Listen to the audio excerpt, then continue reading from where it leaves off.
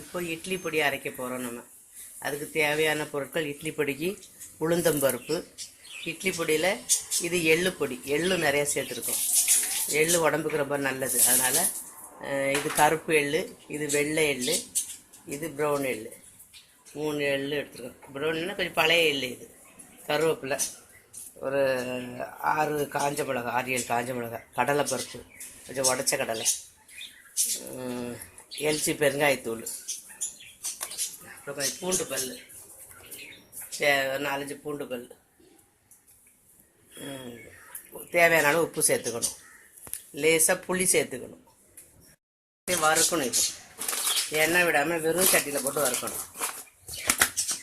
முதல்ல வெறும் சட்டி சூடாகணுன்னு எல்லா பருப்பையும் ஒன்று ஒன்றா வறுத்து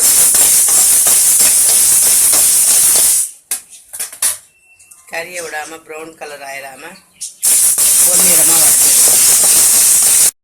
பூண்டு, புளி எல்லாம், கொஞ்சம் உடச்ச கடலை கொஞ்சம் வறுத்தோம். கொஞ்சம் வறுத்தோம்னா லாஸ்ட்டில் தான் எல்லாம் போடணும். எள்ளு சீக்கிரம் கரைஞ்சிருக்கிறதுனால லாஸ்ட்டில் தான் போடணும். கடலை பருப்பு,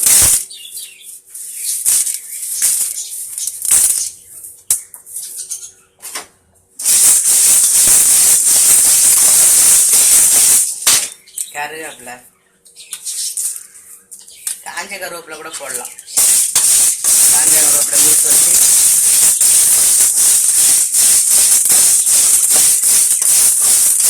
இது பொடியில் எண்ணெய் ஊற்றி சாப்பிடுவோம். அதனால நம்ம இதில் போடக்கூடாது, எண்ணெய் ஊற்றக்கூடாது, பவுடர் ஆகாது. அப்புறம் கொஞ்சம் எல்ச்சி பெருங்காயத்தூள்,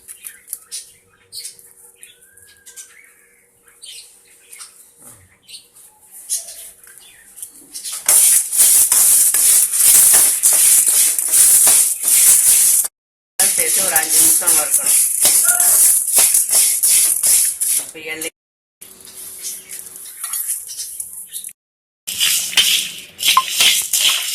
எல்லாம் வறுத்தாச்சு. கலர் மாறிட்டு கொஞ்சம்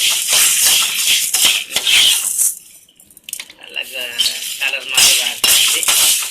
இது கொஞ்சம் ஆற விட்டு ஒரு 5 நிமிஷம் கழிச்சு மிக்சியில் போட்டு அரைக்க வேண்டியதான். உப்பு நமக்கு தேவையான அளவு சேர்த்து, உப்பு சேர்த்து கொஞ்சம் ஆறினோடனே மிக்சியில் போட்டு அரைக்கணும். இட்லி பொடி ரெடி. இது இட்லி, தோசை எல்லாத்துக்கும் நல்லெண்ணெய் விட்டு இதை சாப்பிடணும்.